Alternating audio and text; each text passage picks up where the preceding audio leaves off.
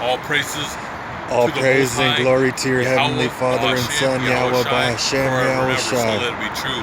Love, honor, and respect to the Creator, Yahweh, and to His Holy Son, Yahushai, who died for the 12 tribes of Israel. It's real dry out here. Double honors to the apostles of GMS, to the four major prophets, the minor prophets, and the hopeful elect, the 144,000 brothers, the Akim, the saints, who are preaching the word of God to the four corners of this earth, risking their lives day in and day out. And Shalom, peace to all the brothers and sisters and children who are watching these videos and learning the truth. We're on another lesson. Today's Monday. I believe it. Today's the 16th, January 16th. These days are just going fast.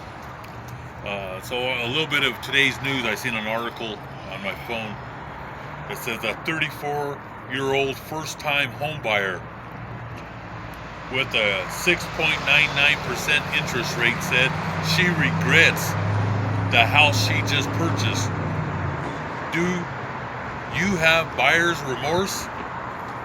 In July of 2022, they did a survey of 1,000 homebuyers, found that 72% of them experience regret. Okay? Because like I said, these houses are overpriced. Now, who sets these prices up? The international bankers. Okay, you're not gonna, like I said, you're not gonna find this out on CNBC News, CNN, and Fox News. Your teachers, the scholars of this earth, they're not gonna teach you the truth. But we're gonna give you the raw truth. So these international bankers, they overprice everything because the system is their system. In the Bible, and we're going to get into future lessons about usury, which usury means interest, where God says not to charge interest to your brothers and sisters. That's wickedness to charge interest. So your houses, you're being charged interest, bank loans, car loans, they charge interest. Okay? They're making millions, billions, and trillions of dollars worldwide on the four corners of this earth with interest. It's all set up. And like I said, they're the master manipulators. Okay? They're the master of ceremonies, is your international bankers, the Rothschild family. And there's many other families underneath them, but they marry each other, you know, from brothers and sisters. There's a lot of sick, there are a bunch of perverts. They have cousins marrying each other. Oh, it's sick. But the Rothschild, out of all the families, they control all the family. And they're all, like I said, they're all married within their own family. All right? That's where all the money goes back. So when they charge these interests, they're making, like I said, they're just making unlimited money off of the people. And like this lady, she has buyer's remorse, okay? Buyer's remorse could be even more common now for those who bought when prices and rates were high. And you remember the last 2 years, people were overpaying houses. People were outbidding each other. It was like an auction. Someone would start out and say, this house is for $590,000, and then someone would go, I'll pay $620, $690. Someone else would be $720. It went up to whatever, $800,000, $900,000. They overpaid. Some people paid over $50,000, $200,000, $300,000, $400,000 over the asking price. Now there are a bunch of dummies, and the international bankers control your news. They control the narrative. So that last 2-3 years, they've been pushing it on the news. You better buy a house now, because it's just going to get higher. So you see the way they brainwash the people? And I could talk about a lot of things that they brainwash you every day. But I'm just making a point. That's why I bring this book out, because I have to write things down, because I'm trying to make a point. Because sometimes I can't remember everything, so I write things down. And the point is, the brainwashing that was on the news. Every time I would turn on the news, there was the last 36 months, they were saying the houses were just going right to the moon. Everybody was panicking. That's why you got to be smart and you got to stay back and watch the chaos happen in front of your face. All right? But you had all these people, they got nervous, they went out there, oh, we better buy. You had people that already owned their home and went and bought another home because they were using it as an investment to maybe rent it out, lease it, and they got themselves in a big mess. All right? So that's what it's called. It's a buyer's remorse. And did you purchase a home recently and already have buyer's remorse? I'm going to read a little bit of this article where she says in December, a first-time home buyer paid $585,000. She paid over $35,000 over asking price for a 3-bedroom house in Richmond, Virginia, with a mortgage interest rate of 6.99%. The 34-year-old buyer, who asked to remain anonymous for privacy reasons, hasn't even moved in yet and already wishes she could take back her decision. I did the dumbest thing possible to buying at the peak of the market and the peak of interest rates, she told Insider. It just doesn't make any sense. If you want to read it, read the rest of it. Because, I want to get right to the point with the scriptures.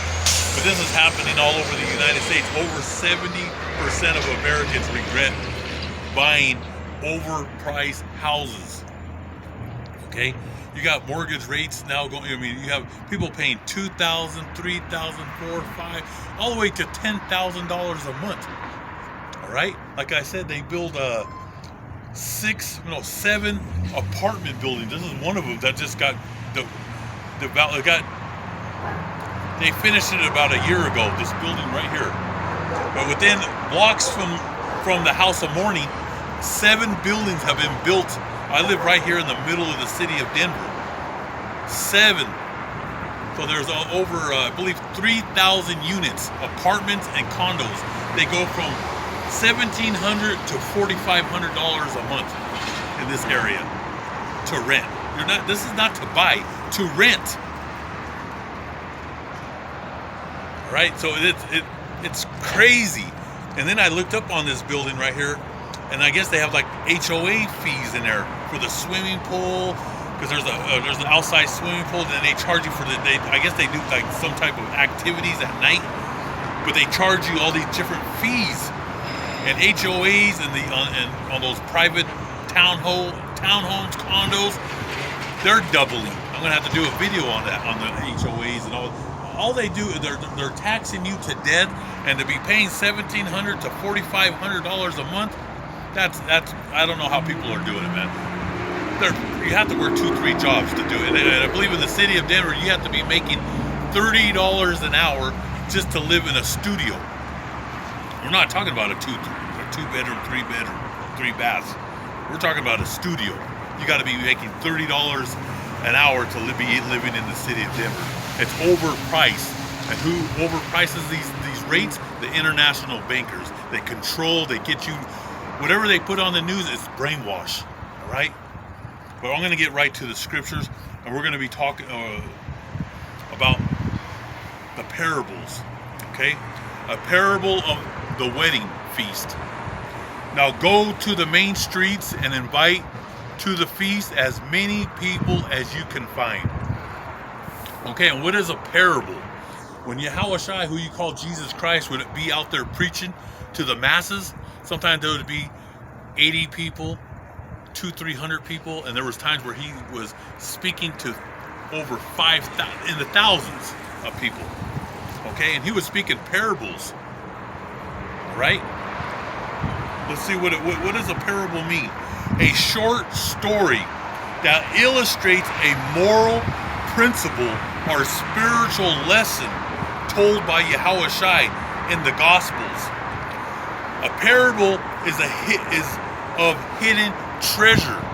It's a treasure to know this holy book. It's the greatest treasure on the face of this earth. Like in the House of Mourning, I have hundreds of Bibles, holy books. This is a true treasure to have. Okay? And when he spoke in these parables, like I said, it's a treasure, beautiful lessons for the elect. And only God's elect are going to understand this. The rest of the world, they see all these cars going by, they don't know what a parable means. They don't know what the Gospels, they don't know nothing about the Holy Book. They're in darkness. But God, the Father, Yahweh, His Son, Yahweh Shai, He would speak in parables. A lot of these parables He would speak, these beautiful spiritual stories, even the apostles didn't understand. It was only for the apostles, the prophets, the 144,000, and God's elect. After He would say, like I said, we're going to get into these parables. When He would be done with the story, the apostles would pull Him to the side and ask Him, what does this mean? And He would break it down to them. That's that treasure. Okay?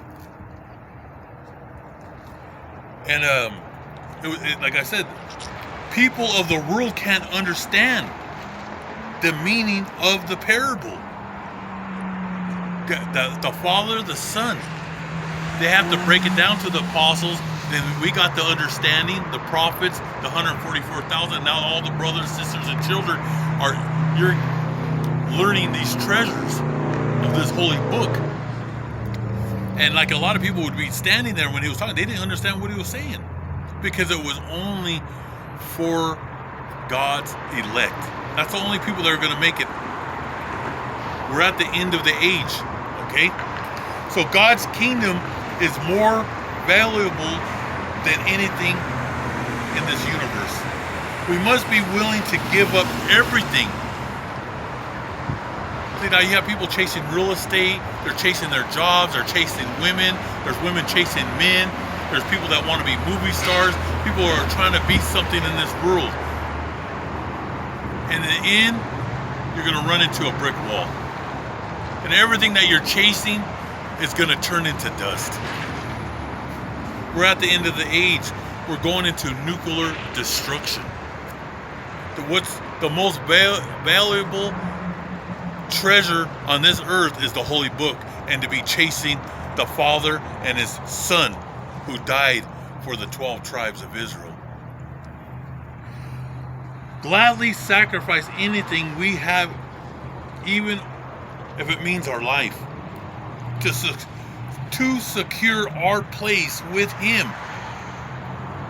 Yahweh Ba'Shem Yahweh Shai, with God for eternity. The parables were only given to the elect. Come to the wedding. It's for the elect. God to deliver us out of America. Now I'm going to get into the story in the Holy Book of Matthew. So when He tells the servants, go out and invite. Okay? Most people laugh and mock, and they look at God's servants as trash. But only God's elect can see the truth. Okay? God says He will deliver us out of America. And this is the calling. He's calling you to get out of this cesspool. Because this world is passing away. He says the wedding, the kingdom of Yahweh, the Israelites are going home with Yahweh Shai. The apostles, the prophets, the servants, the 144,000, and the great multitude of brothers, sisters, and children. The message is God's business. Okay? So we're going to get into it right now. The Holy Book of Matthew, chapter 22, verse 1. The parable of the wedding feast. And Yahweh Shai again used parables in talking to the people. And the kingdom of heaven is like this. Once there was a king who prepared a wedding feast for his son. Who's that king? Yahweh. Who's that son? Yahweh Shai. He sent his servants, which are the apostles and the prophets, to tell the invited guests to come to the feast. So when he told the servants, which are the apostles and the prophets, to go tell the invited guests, what's the message is the business. This is a business. Remember I said we're one body? Yahweh Ba'Shem Yahushai, they're the brain, they're the head, we're the body. And he sends the servants of God to the streets. And it's gonna, the message is going around the world through the internet, through the firmament. And that's in the Holy Book of Psalms. We're gonna get into these scriptures, just be patient. Patience means long suffering. So the message is the Most High's business. I'm working right now. This is the greatest job on the planet. I wouldn't give up this job to work on Wall Street. I wouldn't, and my passion is food. I go back 5 generations of chefs. We own restaurants. We would get letters. My father used to get letters from Italy and Sweden and Britain for us to open restaurants there in Europe. But this is greater. I don't care about my past, what I used to do. This is the greatest job. So this is a business. So he tells the servants, go do my business and go invite these men and women to the wedding. Okay?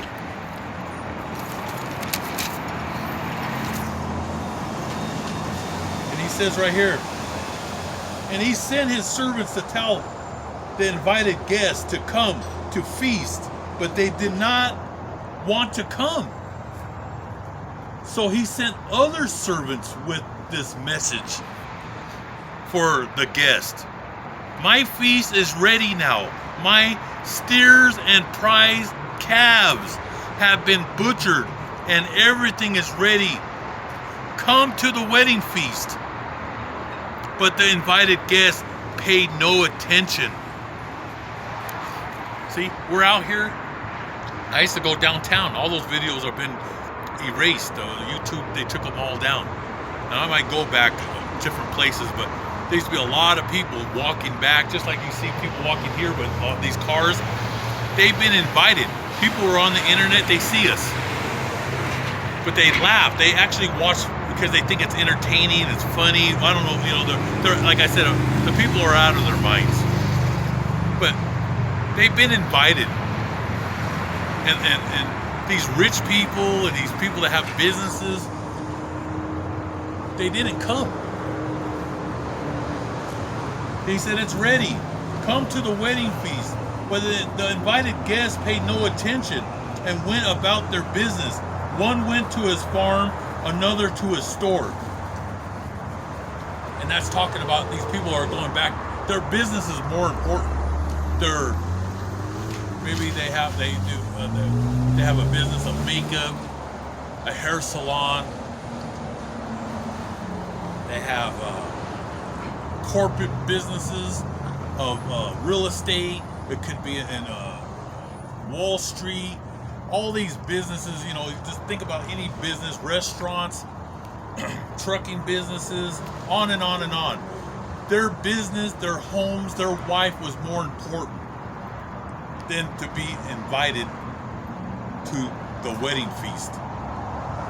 Okay? And these women are too busy with their lives, getting their hair done, their nails, talking on the phone, being on these apps and dating sites, talking to all kinds of men. That's more important than the wedding feast. And this wedding feast, you're invited to the kingdom of heaven. And he says, another went to his store, while others grabbed the servants, beat them, and killed them. This goes back to the beginning of time with the apostles and the prophets. God sent them, the brothers, out to preach the gospel, and they were invited, and they were murdered.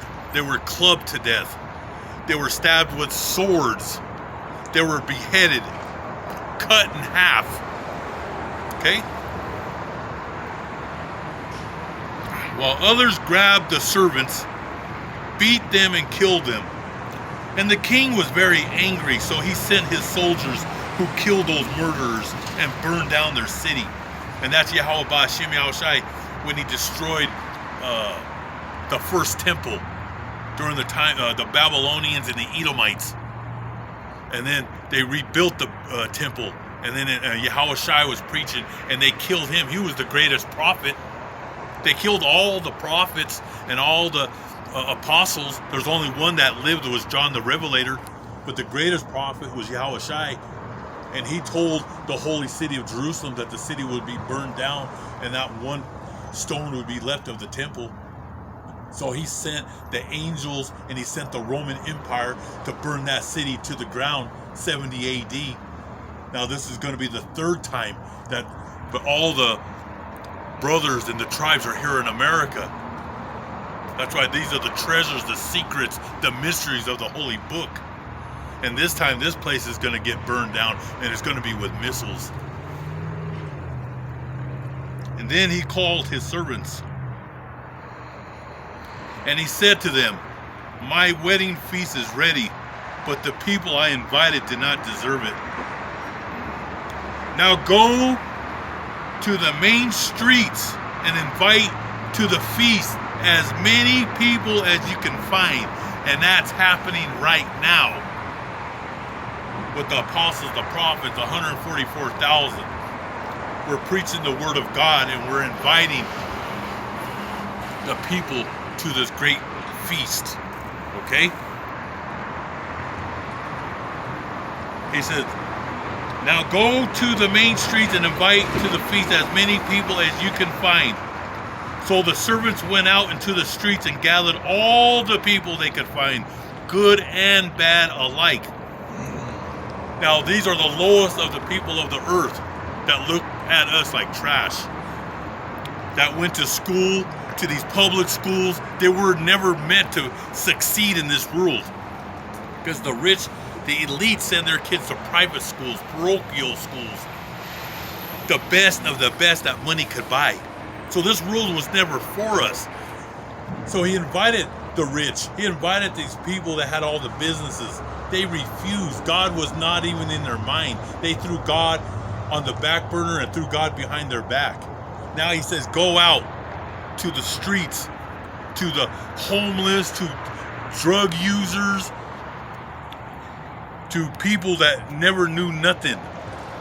This world was never, there was nothing meant for them in this world. This world actually hated them. They were like the leftovers of society. He says, go out to them, good and bad. Because a lot of these men and women have just regular jobs. They're barely making it. And they've been reading their Bible since they were kids. But they've been lost because of the false prophets and these false churches. And then you had some brothers and sisters that were bad since they were young, but no one guided them. The church and the people, these false prophets, didn't teach the truth. So they got into stealing and robbing, going in and out of jail, in and out of prison. So that's what he says right there. He says, so the servants went out into the streets and gathered all the people they could find, good and bad alike. And the wedding hall was filled with people. And now it's getting filled with a great multitude of brothers, sisters, and children. And the king went in to look at the guests and saw a man who was not wearing wedding clothes. He said, "Friend, how did you get in here without a wedding garment?"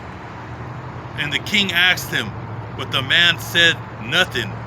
Then the king told the servants, "Tie him up, hand and foot, and throw him outside in the dark. There he will cry and gnash his teeth." And you know what that's talking about? Brothers and sisters that were in this truth. And they went back into the world. They only endured so long and went back to their throat. Went back to the Baptist church, went back to the Catholic church, went back to college, joined the military, and they knew the name of Yahweh Ba'Shem Yahushai.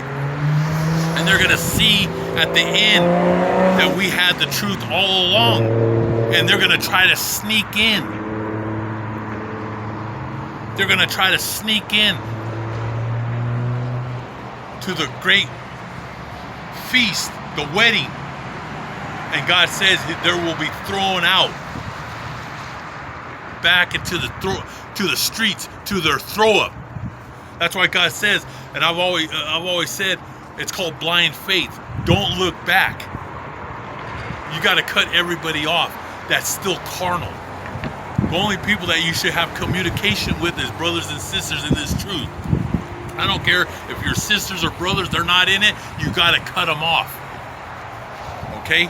And that gnashing of teeth is the nuclear missiles, because that's the final judgment on this earth. The first time God destroyed the earth was with the flood during the times of Noah. And now this is the second death. And the second death is with fire.